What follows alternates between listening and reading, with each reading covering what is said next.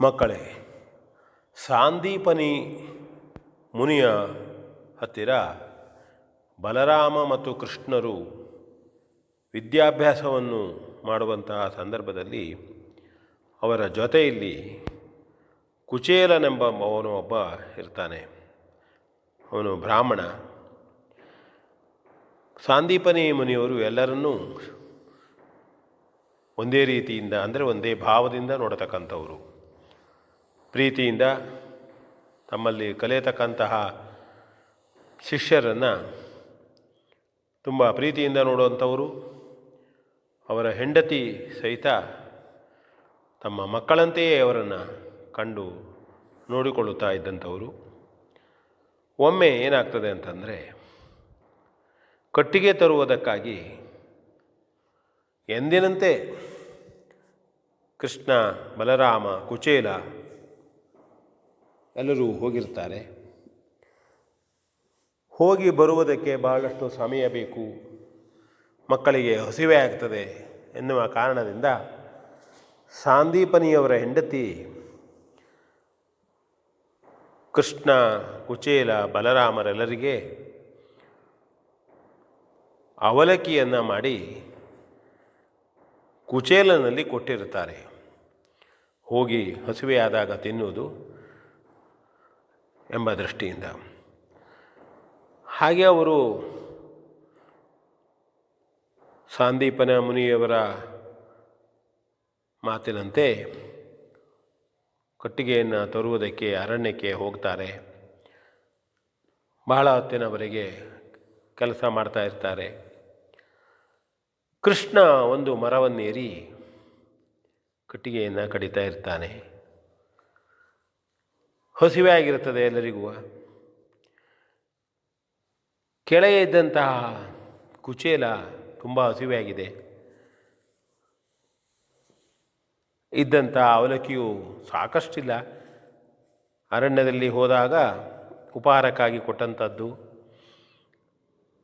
ಅವನು ಏನು ಮಾಡ್ತಾನೆ ಅಂತಂದರೆ, ಕೃಷ್ಣ ಆ ಕಡೆ ಕೆಲಸ ಮಾಡ್ತಾ ಇರುವಾಗ ಈ ಕಡೆ ಅವಲಕ್ಕಿಯನ್ನು ತಿಂದು ಬಿಡ್ತಾನೆ. ಹುಡುಗಾಟಿಗೆ ವಯಸ್ಸು. ಹಾಗೆ ಕೃಷ್ಣ ಅದರ ಬಗ್ಗೆ ವಿಶೇಷವಾಗಿ ಸಿಟ್ಟು ಮಾಡುವುದಿಲ್ಲ. ಅವನಿಗೆ ಕುಚೇಲನ ಬಗ್ಗೆ ಯಾವಾಗೂ ಅವನಿಗೆ ಪ್ರೀತಿ. ಹೀಗೆ ವಿದ್ಯಾಭ್ಯಾಸವನ್ನು ಮುಗಿಸಿ ಎಲ್ಲರೂ ಅವರವರ ಮನೆಗೆ ಹೋದಾಗ ಕೃಷ್ಣ ಸುಖವಾಗಿಯೇ ಇರ್ತಾನೆ. ಕೃಷ್ಣ ಯಾವಾಗೂ ಕಷ್ಟದಲ್ಲಿದ್ದವಲ್ಲವ. ಇತ್ತ ಕುಚೇಲ ಭಾಳ ಕಷ್ಟದಲ್ಲಿರ್ತಾನೆ. ಮದುವೆ ಆಗಿರ್ತದೆ, ಮನೆ ತುಂಬ ಮಕ್ಕಳಿರ್ತಾರೆ ಅವನಿಗೆ. ಹೆಂಡತಿ ಹೇಳ್ತಾಳೆ, ನೋಡಿ, ಕೃಷ್ಣ ಅಂದರೆ ನಿಮಗೆ ಅತಿ ಅಚ್ಚುಮೆಚ್ಚಿನವ. ನೀವು ಏನು ಹೇಳಿದ್ರೂ ಕೃಷ್ಣ ನಿಮ್ಗೆ ಅಲ್ಲ ಅಂತ ಹೇಳೋದಿಲ್ಲ. ನಮಗೆ ಮನೆ ತುಂಬ ಮಕ್ಕಳಿದ್ದಾರೆ, ಕಷ್ಟದಲ್ಲಿದ್ದೇವೆ. ಈ ಮಕ್ಕಳಿಗೆಲ್ಲ ಹೊಟ್ಟೆ ತುಂಬ ಊಟ ಹಾಕುವುದು ನಮಗೆ ತುಂಬ ಕಷ್ಟ ಆಗ್ತದೆ.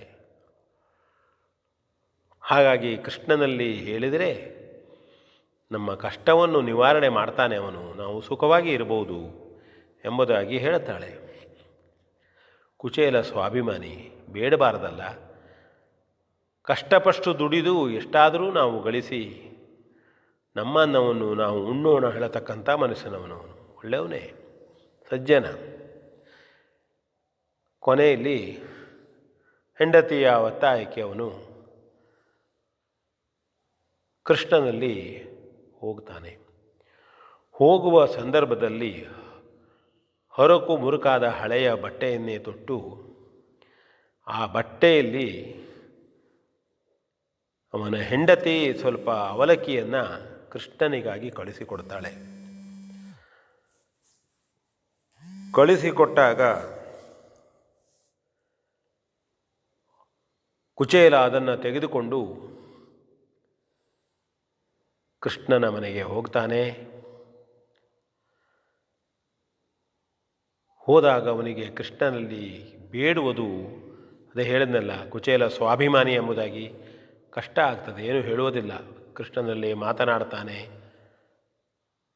ನಗುತ್ತಾರೆ, ಚರ್ಚೆ ಮಾಡ್ತಾರೆ. ಗೆಳೆತನದ ಎಲ್ಲವನ್ನೂ ಮಾಡಿ ನಂತರ ಅವನು ಹೊರಡುವ ಸಂದರ್ಭದಲ್ಲಿ ಕೃಷ್ಣನಿಗೆ ತಿಳಿಯುತ್ತದೆ, ಏನೋ ಕುಚೇಲನಿಗೆ ಅವಲಕ್ಕಿ ತಾನು ಕೊಡಬೇಕಲ್ಲ ಎಂಬುದೇ ಮನಸ್ಸಿನಲ್ಲಿತ್ತು. ಆದರೂ ಕೃಷ್ಣ ಬಲವಂತ ಮಾಡಿ ಆ ಅವಲಕ್ಕಿಯನ್ನು ತೆಗೆದುಕೊಳ್ಳುತ್ತಾನೆ. ಆಗ ಅದು ನೆಲದಲ್ಲಿ ಹರಡಿ ಹೋಗ್ತದೆ. ಅದನ್ನು ಹಾಗೆ ಹೋದಾಗ ನಂತರದಲ್ಲಿ ಕೃಷ್ಣ ಹೆಕ್ಕಿ ಅದನ್ನು ತಿನ್ನುತ್ತಾನೆ. ಕುಚೇಲ ಮನೆಗೆ ಬರ್ತಾನೆ, ದುಃಖದಲ್ಲಿಯೇ ಮನೆಗೆ ಬರ್ತಾನೆ. ಅವನು ಬಂದು ನೋಡಿದರೆ ಮನೆಯೆಲ್ಲ ಶ್ರೀಮಂತ ಮನೆಯಾಗಿ ಹೋಗಿದೆ. ಹೆಂಡತಿ ರೇಷ್ಮೆ ಸೀರೆಯನ್ನು ಉಟ್ಟು ಗಂಡನ ಬರೆವಿಗಾಗಿ ಕಾಯ್ತಾ ಇದ್ದಾಳೆ. ಮನೆಯಲ್ಲಿ ಮಕ್ಕಳೆಲ್ಲ ಸಂತೋಷದಿಂದ ಇದ್ದಾರೆ. ಆಗ ಅವನಿಗೆ ಇದು ಕೃಷ್ಣನ ಕರುಣೆ, ಕೃಷ್ಣನ ಆಶೀರ್ವಾದ ಎಂಬುದು ಗೊತ್ತಾಗ್ತದೆ. ಮತ್ತು ಕೃಷ್ಣನಿಗೆ ತನ್ನ ಗೆಳೆಯರ ಬಗ್ಗೆ ಎಷ್ಟು ಪ್ರೀತಿ ಎನ್ನುವುದೊಂದಾದರೆ ತಮ್ಮ ಭಕ್ತರ ಬಗ್ಗೆ ಎಷ್ಟು ಪ್ರೀತಿ ಹೇಳತಕ್ಕಂಥದ್ದು ನಮಗೆ ಕಾಣುತ್ತದೆ. ಇನ್ನೊಂದು, ಈ ಕಥೆಯಲ್ಲಿ ಹಿಂದೆ ಕೃಷ್ಣನಿಗೆ ಕೊಡತಕ್ಕಂಥ ಅವಲಕ್ಕಿಯನ್ನು ತಿಂದದ್ದರಿಂದ ಅವನಿಗೆ ಬಡತನ ಹಾಗೆ ಇತ್ತು ಹೇಳತಕ್ಕಂಥದ್ದು ಒಂದು. ಇಲ್ಲಿ ಅದೇ ಅವಲಕ್ಕಿಯನ್ನು ತೆಗೆದುಕೊಂಡು ಹೋಗಿ ಅವನಿಗೆ ಮುಟ್ಟಿಸಿದ್ದರಿಂದ ಅದು ತೀರಿ ಈಗ ಮತ್ತೆ ಪುನಃ ಕುಚೇಲ ಕೃಷ್ಣನ ಕರುಣೆಗೆ ಪಾತ್ರನಾಗ್ತಾನೆ, ಪ್ರೀತಿಗೆ ಪಾತ್ರನಾಗ್ತಾನೆ. ಅವನು ಸುಖವಾಗಿ ಉಳಿತಾನೆ. ಕೃಷ್ಣ ಭಕ್ತವತ್ಸಲ, ಭಕ್ತರನ್ನು ಪ್ರೀತಿಯಿಂದ ನೋಡ್ತಾನೆ. ಅವನಿಗೆ ಬಡತನ ಶ್ರೀಮಂತ ಸಂಬಂಧ ಇಲ್ಲ, ಹೃದಯ ಶ್ರೀಮಂತಿಕೆ ಅಂತ ಹೇಳ್ತಾರೆ. ಭಕ್ತಿಯನ್ನು ನೋಡ್ತಾನೆ ಕೃಷ್ಣ ಅಂತ ಹೇಳ್ತಾ ವಿ ಎನ್ ಭಾಗವತ ಬರಮಳ್ಳಿ.